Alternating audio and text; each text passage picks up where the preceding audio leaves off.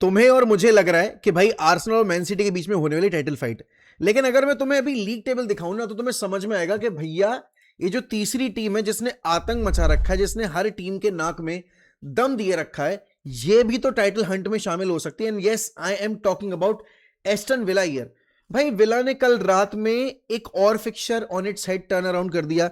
जैसे वो आर्सेनल वाला गेम जीते थे, जैसे उन्होंने यहां पर मैन सिटी को रोका था, कल उन्होंने यहां पर विला जब उतरी है ना पिच के ऊपर अगेंस्ट चेल्सी, तो अगेन वो रन ऑफ फॉर्म की बात थी कि भाई वो लगातार 7 मुकाबले जीत चुके हैं प्रीमियर लीग में, क्या वो यहां पर 8वां जीत पाएंगे? लेकिन चेल्सी ने लीड ले ली इनिशियली, और फिर उसके बाद एक एक यहां पर सब्स्टिट्यूशन और पूरा game on its head turn around हो गया। And yes, that game changing substitution was Ollie Watkins का। भाई उनाई एमरी को वो क्रेडिट नहीं मिलता है जो यहां पर उनको मिलना चाहिए। ही हैज बीन अ, मेरे हिसाब से, टेक्टिकल जीनियस। पिछले 2 सालों में जिस तरीके से उन्होंने एस्टन विला को खड़ा किया है, दैट गोज टू शो कि कितना यहां पर केपेबल इंसान है वो। एंड उनको उनके आर्सेनल वाले टेन्योर से जज नहीं करना चाहिए, क्योंकि आर्सेनल के बाद वो वियरियाल गए, उन्होंने हमें यूरोपा लीग का फाइनल हराया, और अब वो जब से यहां पर विला आए हैं, भाई विला एक अलग लेवल पे ऑपरेट कर रही है। अगर मैं आपको अभी लीग टेबल दिखाऊं तो भाई लीग टेबल में आपकी आर्सेनल है 42 पॉइंट्स पे। कल बाय द वे भाई आर्सेनल ऑलमोस्ट हारते हारते बची है, थैंक्स टू डेविड राया की वो जो एकदम आउट ऑफ द वर्ल्ड वाली सेव थी, उस वजह से आर्सेनल ने पॉइंट्स ड्रॉप नहीं किए। वरना अभी पता है मैन सिटी और आर्सेनल सेम पॉइंट्स पे होते, दोनों के 40-40 पॉइंट होते, और ठीक 1 पॉइंट पीछे होती आपकी एस्टन विला। अब देखो लोग बात कर रहे हैं कि भाई it's going to be between Arsenal and Man City, लेकिन एक आउटसाइड चांस यहां पर आपकी एस्टन विला का भी है, क्योंकि विला यहां पर कुछ ज्यादा पीछे नहीं है। एंड अगेन जो अगला फिक्चर है विला का, क्योंकि मैं आपको दिखाऊं अगला फिक्चर जो आपका विला का है वो आर्सेनल के अगेंस्ट ही है, तो अगर यहां पर अगला फिक्चर आर्सेनल के अगेंस्ट वाला विला ने जीत लिया और अगर लीड डबल कर दिया आर्सेनल के ऊपर, तो भाई पूरी जो अभी कहानी है, पूरा जो अभी टाइटल हंट का जो सीन चल रहा है, उसमें एस्टन विला भी एक अच्छी पोजीशन में आ जाएगी, क्योंकि 6 पॉइंटर मुकाबला होगा। आर्सेनल हारती है तो आर्सेनल के 42 रहेंगे, लेकिन विला के भी 42 पॉइंट्स हो जाएंगे, और उस केस में क्या होगा कि यहां पर आपकी मैन सिटी को एडवांटेज हो जाएगा। लेकिन अगेन विला ने जिस तरीके से अगेंस्ट मैन सिटी परफॉर्म किया था, तो एक उनका फिक्चर बाकी है भाई। तो ये जितने भी 6 पॉइंटर्स वाले मुकाबले होंगे ना, ये आपस में जो खेलेंगे भाई, ये टोन सेट करेंगे प्रीमियर लीग की। लेकिन कल रात में आपके लिवरपूल ने भी वूल्स के अगेंस्ट मैच जीता, and let me tell you this भाई, it was not an easy win for Liverpool, क्योंकि सेकंड हाफ में वूल्स ने लिटरली परेशान किया लिवरपूल को, एंड लिवरपूल वर जस्ट 1 या 2 moment away from conceding another goal और ड्रॉ हो जाता। फ्लोरिन वर्ट्स का पहला गोल आया है कल यहां पर, यूगो एकिटिके का एक और असिस्ट। लिवरपूल ने पहले हाफ में ही काफी अच्छी कमांडिंग पोजीशन ले ली थी, लेकिन बात वही आती है कि वूल्स एक ऐसी टीम है जो इस पूरे सीजन में सबसे ज्यादा खराब परफॉर्म करती हुई आई है। भाई उनके 18 मैच में सिर्फ 2 पॉइंट है, ये तो रेलीगेट हो ही रहे हैं, मतलब इनसे तो इनका रेलीगेशन आई डोंट थिंक स्वयं ऊपर से भगवान जी आ जाएं तो बचा पाएंगे। बंदों के पास अगेन वही वाली बात है भाई, कल जब वूल्स हारी है तो वो जो उदास चेहरे थे, some of them were in tears as well, क्योंकि आधा सीजन हो चुका है, एंड आधे सीजन में आते आते अगर आपकी टीम के सिर्फ 2 पॉइंट है, तो दैट गोज टू शो कि आप कितने ही ज्यादा खराब रहे होगे। बट पता है क्या, वूल्स बहुत सारे मुकाबले ऐसे भी हारी जहां पर वो शायद पॉइंट्स निकाल सकते थे। जैसे कि आपका अगर देखोगे तो एक ये लिवरपूल वाला फिक्चर हो गया, राइट? ऐसे ही 2-3 फिक्चर्स और आए बीच बीच में जहां पर आपकी वूल्स बहुत करीब पहुंची मैच निकालने के, बट कुडंट डू दैट।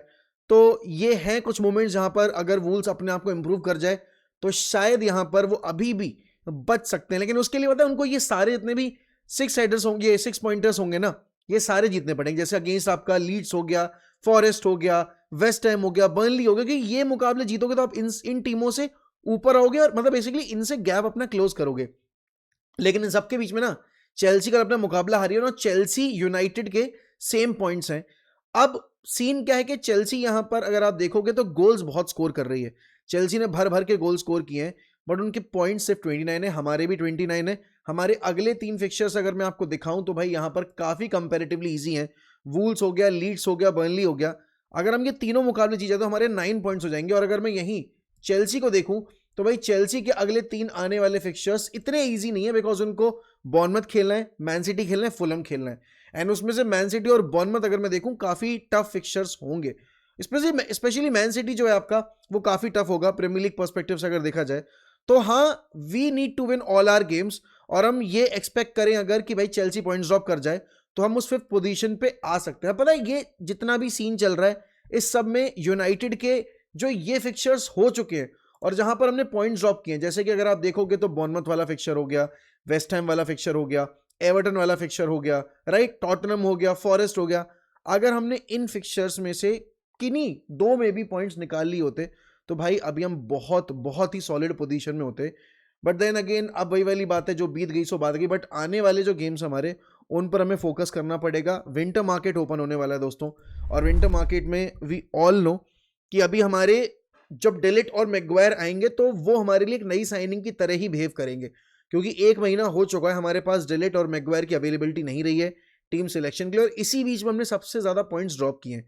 चाहे आप बर्नमथ वाला फिक्चर देखो, चाहे यहाँ पर हमारा वेस्ट हैम वाला फिक्चर देखो, ये सारे फिक्चर्स हमने इसी दौरान खेले हैं, और अगर इनमें से किसी एक फिक्चर में भी हम जीत जाते तो शायद हमारी पोजीशन भी बेटर होती। बट देन अगेन मिडफील्ड में जो ऑप्शंस हैं वो एक्सप्लोर कर रही है Manchester United. They just want to make sure कि वो एक लॉन्ग टर्म इन्वेस्टमेंट करें और ना कि कोई ऐसा प्लेयर लेकर आए जो कि उनको लॉन्ग टर्म में हेल्प ना करे, मैनेजर के सिस्टम में फिट इन ना हो।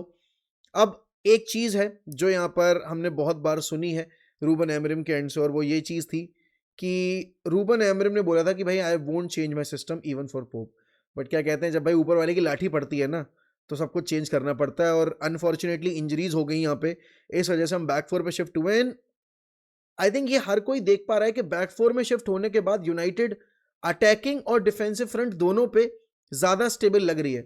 तो ऐसा जरूरी नहीं है, ये जो लाइन में बोले जा रहा हूं ये उन लोगों के लिए है जो यहाँ पर मैनेजर को अंधभक्तों की तरह फॉलो करते हैं, जो यहाँ पर अगर कोई उनको चैलेंज करता है तो उनको हिपोक्रेट बोलते हैं, ठीक है। Sometimes the manager is not always right, और वो जो बैक 3 का सिस्टम हम खिलाए जा रहे थे उसमें हम अच्छी फुटबॉल नहीं खेल रहे थे। अगर आप देखोगे तो पिछले मुकाबले में हमने यहाँ पर जिस तरीके से ऑपरेट किया, and that even against Aston villa हम बैक 4 फॉर्मेशन में खेले, और दोनों ही गेम्स में यहाँ पर हमारी टीम का जो डिफेंसिव स्ट्रक्चर था, जो हमारी टीम का ऑफेंसिव स्ट्रक्चर था, वो हमें ज्यादा बेटर लगा है। तो भैया दैट गोज टू शो कि मैनेजर जो हर काम करता है वो सही नहीं होता है। तो प्लीज अगर कोई अपना ओपिनियन रख रहा है तो rather than calling them a hypocrite, understand that his his opinion, and आपका ओपिनियन अगर मैनेजर के ओपिनियन से अलाइन करे that doesn't make you the correct person. तो just it is for those people जो यहाँ पर अपने आप को बहुत ही बड़े यूनाइटेड फैन समझते हैं, एंड स्पेशली चैलेंज करते हैं उन आर्ग्यूमेंट्स को जो कहीं ना कहीं उन ओपिनियंस को कॉन्ट्राडिक्ट करते हैं, जो उनके ओपिनियंस से मैच नहीं करते हैं। बाकी अगर मैं बात करूं यहाँ पर लीग पर्सपेक्टिव से, भाई देखो जब आप हफ्ते का एक मैच खेल रहे हो तो यहाँ पर आपको ये क्वेश्चन नहीं मिल सकता कि भाई इन्होंने अभी 3 दिन पहले मैच खेला था, उन्होंने 4 दिन पहले मैच खेला था, क्योंकि हम अगर अभी वूल्स के अगेंस्ट मैच खेलेंगे और हमारा ये फिक्चर यहाँ पर 3 दिन के बाद होने वाला है, तो अब कोई अगर ये आर्ग्यूमेंट लेकर आए कि बट यार हमारा जो स्क्वाड डेप्थ है वो देखो, हमारी प्लेयर्स की फिटनेस देखो, हमारा स्क्वाड रेडी नहीं है, हमारे पास हमारे टॉप प्लेयर्स नहीं है, तो अगर आप एक्सपेक्ट कर रहे हो कि यहाँ पर आप डोमिनेट करोगे जाकर, आपको ये नहीं करना चाहिए। भाई इतनी सारी टीमें हैं जो यहाँ पर आपके यूरोप में भी compete कर रही हैं और लीग में भी compete कर रही हैं और आपके कप कंपटीशन में भी compete कर रही हैं। ना हम आपके यूरोपियन कंपटीशन में हैं, ना हम आपके कप कंपटीशन में, हम अभी सिर्फ और सिर्फ प्रीमियर लीग खेल रहे हैं। और अगर हम प्रीमियर लीग खेलने के बाद भी अगर हम इस नैरेटिव पे नहीं जा रहे हैं कि भाई हमें हर फिक्चर जीतना है, तो भाई something is very wrong, and this is what is making United not able to reach those standards. एंड वो स्टैंडर्ड्स क्या है जो मुझे बताने की जरूरत नहीं है भाई। अगर हम मैच से पहले ये डिस्कस करें कि भाई चलो ठीक है कोई बात नहीं, अगर नहीं जीतते ना, हमारा स्क्वाड नहीं है, तो चलो ठीक है ये कंसिडर कर लिया जाएगा। नहीं, नहीं किया जाएगा भाई। आप अगर न्यूकासल को हरा सकते हो, आप अगर विला के अगेंस्ट अच्छी फुटबॉल खेल सकते हो, तो आने वाले आपके वूल्स, बर्नली और लीड्स वाले फिक्चर आपको जीतने ही पड़ेंगे। ना नो, लीड्स वाला फिक्चर इतना आसान होगा नहीं, क्योंकि लीड्स यहाँ पर काफी डिफिकल्ट है टीम टू प्ले अगेंस्ट, क्योंकि उन्होंने लिवरपूल के अगेंस्ट अच्छा फिक्चर खेला, even against man city they were very very good. तो हाँ, मतलब उन्होंने फॉर्म पिक कर ली, और उनका अभी सनडरलैंड से मैच है आज रात में, तो अगर वो फिक्चर जीत जाते हैं तो अच्छे मोमेंटम पे आ जाएंगे वो। बट देन अगेन ये मैटर नहीं करता, मैटर ये करता है भाई हमारी क्वालिटी फिर भी लीड्स के कंपैरिजन में काफी सुपीरियर, और तब तक हमारे कुछ प्लेयर्स वापस आ भी सकते हैं। अब देखो बात यही है कि आर्सेनल जैसा खेल रही है पिछले 2-3 मुकाबलों से, they are not up to the mark, and Man City ने पेस पिक कर लिया है। और इसी बीच में अब जो अगला फिक्चर है आर्सेनल का अगेंस्ट एस्टन विला, भाई अगर विला वो फिक्चर जीतती है तो फिर आर्सेनल फेवरेट नहीं बचेगी लीग जीतने की। अब लोगों को ये अच्छा लगे बुरा लगे, बट सीन यही है कि जब जब यहां पर दिसंबर का महीना आता है तब तब आर्सेनल अपना मोमेंटम ड्रॉप करती है और जनवरी से मैन सिटी एक पेस पिक कर लेती है और उसके बाद वो पीछे पलट के नहीं देखते हैं। इसीलिए मैन सिटी को लोग कभी भी रूल आउट नहीं करते टाइटल फाइट से या फिर उनके टाइटल विनिंग कैंपेन से।